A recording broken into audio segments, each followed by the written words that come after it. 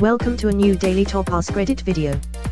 Today's topic: people who help fight human trafficking. What are some tips you have for spotting illegal activity and reporting it? Most of human trafficking is not the movie kind. It's more the kind where an ethnic restaurant brings over a cook from their home country and they have to work unreasonable hours to pay back for the trip. Or maybe it's a maid or a construction worker who works below minimum wage and can't have their passport back. So look for people who work long hours at sublegal wages. To add to this, the same applies for human trafficking for sexual purposes. The person being trafficked is rarely some innocent kidnapping victim and more so someone in desperate situation who entered sex work as a last resort. Their trafficker is usually their pimp.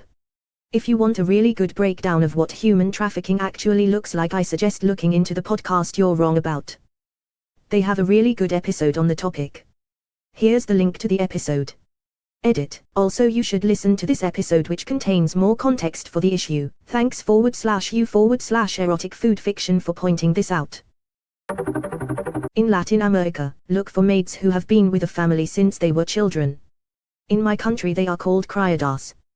This is form of servitude that closely resembles slavery and begins with a child, usually female, of a poor rural family being brought to live with a moderately wealthy urban family.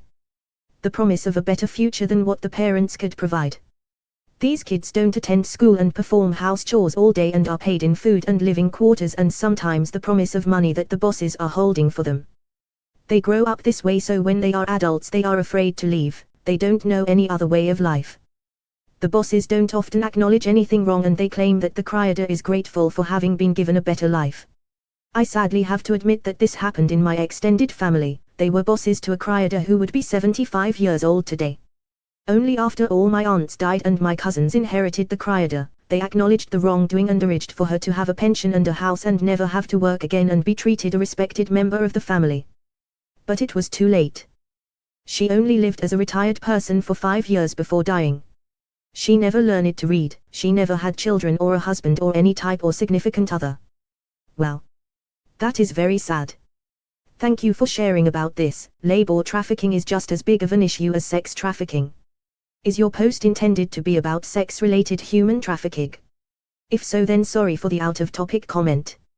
In Texas, something similar happened to my great-grandmother when she was around 10. This can happen anywhere. And children are particularly vulnerable. Her father traded her for some farm animals in the 1910s. So she went to live with this middle-aged married couple. She was supposed to be their servant in exchange for food and board. She had her first child fathered by the husband when she was 11. It didn't survive. The second one did. After my grandma told me about all this and more, I suddenly understood my great-grandmother better, her personality and her actions.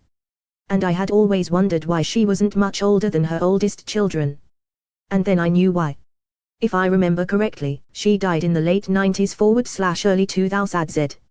She was a complicated woman. Edit. I'm not sure if this will make anyone feel any better, but stick with me.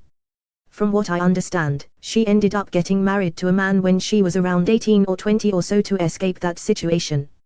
He was also very old and abusive. She went through a series of super old and abusive men.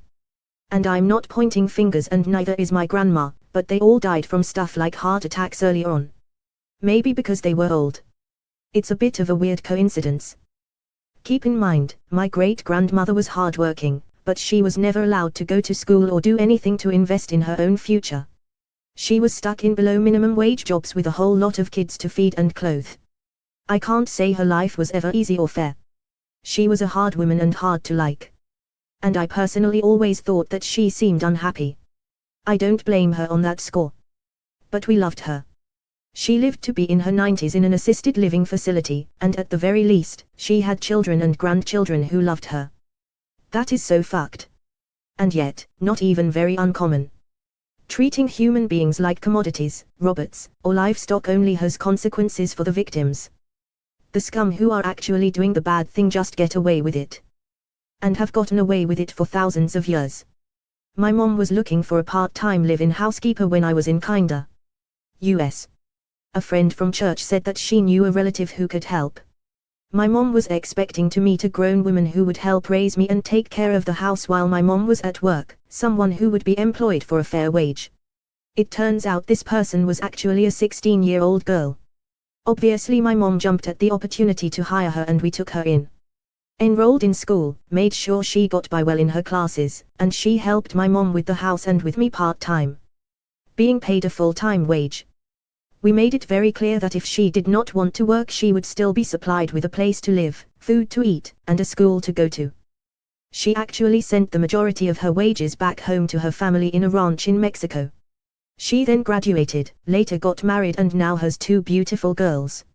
My mom told me when I was grown that she was daunted by the responsibility of essentially adopting a teenager, but did it because my mom was afraid of what might happen to her or what family she might end up with if my mom did not take her in. Your mom sounds like an amazing woman. That doesn't just happen in Latin or South America. There was an article not long ago from a man in Seattle. His family had immigrated from the Philippines when he was a child. They brought their live-in maid with them. He didn't realize until he became a doctor or professor, don't remember which, that she was essentially his family's slave. This story. It stuck with me ever since I read it. The author's parents were so casual about their evil. Our country, Philippines, is unfortunately the global hotspot of child cybersex trafficking in the world. Unlike what's usually portrayed in movies, these children are not kidnapped by syndicates then sold to pedophiles. Sadly, most of the sexual abuses happen at home. Parents or guardians are the ones exploiting them to get money. I am not directly involved in the actual rescue or fight, but I do work with non-profit organizations that provide shelter and therapy for rescued victims. I've met and talked to some of these children. Many of them didn't even realize that they are being abused, especially those who were not raped IRL. They were groomed to think that just getting nude in front of the camera or touching themselves for pedophiles is not bad. I think one important thing is that kids should know when they are being abused. It should be taught in schools. It can save lives. I'm in the US, I'm friends with a woman that, when she was a child, her mother would charge men to come and rape her. They were always introduced to her as Uncle So-and-so. Her mother was heavily into drugs and used the money to continue the habit. She's doing okay.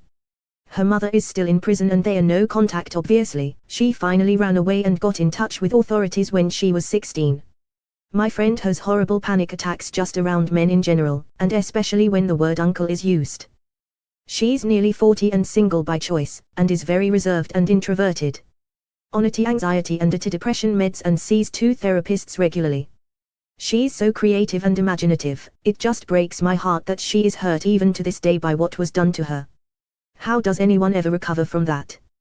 Wow, that is so sad. I have donated to some good non-profits in the Philippines, and I will definitely consider doing so again soon. It's a really complicated thing because it involves families. I only understood it deeply when I worked with non-profits. Many victims stay silent because they think they're helping their family. Also, it's not just about the victim herself. If the mother is the culprit and she is taken to jail, the victim will be brought to a rescue shelter, then her siblings will be either taken care of by other relatives or taken to different institutions. It's sad because you're solving a problem, but in the eyes of the family and sometimes, even the victim herself, you're the one destroying their family. Here in Spain we get a lot of women from Eastern Europe and Sub-Saharan Africa. Some pay for their trip to Europe this way, some are blackmailed and some are lured offers of jobs like cleaning, or low-level administrative jobs, secretaries, paper pushing, and end up in a roadside brothel.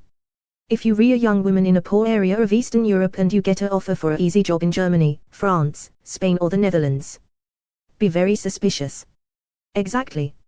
In the East, there have been public service adverts, billboards, posters, TV, etc. about this for at least 25 years. I'd say most people know, but the problem is sometimes people get so desperate, might have kids to feed, etc. They trick themselves into ignoring the warning signs. Well, this German nightclub job seems legit, or convince themselves it won't happen to them. I'd add, if you do go, just never give anyone your passport. If they need a photocopy, you can make it yourself. Also, men are not immune. Men are more often trafficked for labor, like construction work, but it's still very bad. Men can also be trafficked for fishing. A big issue with Southeast Asian men literally not being allowed to leave fishing boats for years. All we can do as consumers is be choosy about where our seafood comes from, and make sure it's fair trade, humane, and sustainable. It's more expensive, but seafood is just a special treat instead of an everyday food. Yuish, that's really sad. Good advice, hopefully it helps someone out there. Stuff like this is so common in my country, Kenya, that we have signs around warning people from taking jobs in some countries, primarily Arab countries, where this is most prevalent. Plus in a lot of Arab countries the police will not help an escaped trafficking victim if they are black and will usually send them back to their captors. Happened to my aunt. It's so messed up how widely accepted this is there. Stuff like this targets the most desperate of people who have nothing else going for them. Even the prospect of it being a real job, however slim, they'll take it just because they know it's their one shot.